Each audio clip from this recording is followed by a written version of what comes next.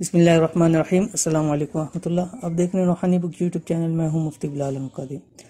آج میں اپنی روحانی بک یوٹیوب فیملی کے لیے ایک حدیث مبارکہ لے کے آؤں جو کہ ایک دعا بھی ہے اور بہت بہترین دعا ہر اس شخص کے لیے جو فقر و فاقہ میں سے بچنا چاہتا ہے، ذلت و رسوائی سے بچنا چاہتا ہے، ظلم سے پناہ مانگنا چاہتا ہے، اس کے لیے بہت بہترین دعا ہے۔ تو آپ نے اس کو یاد بھی کرنا ہے اور اس کو زیادہ سے زیادہ شیئر کرنا ہے تاکہ اور بہت سارے لوگ ان چیزوں کے اندر مبتلا ہیں۔ اللہ تعالیٰ سب کو ان سے پناہ عطا فرمائے۔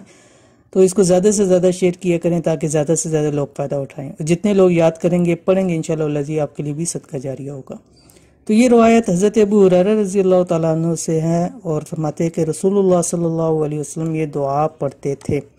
کون سی دعا ہے؟ بسم اللہ الرحمن الرحیم۔ اللہم انی اعوذ بک من الفقر والقلت والذلت واعوذ بک من ان اظلم او اظلم۔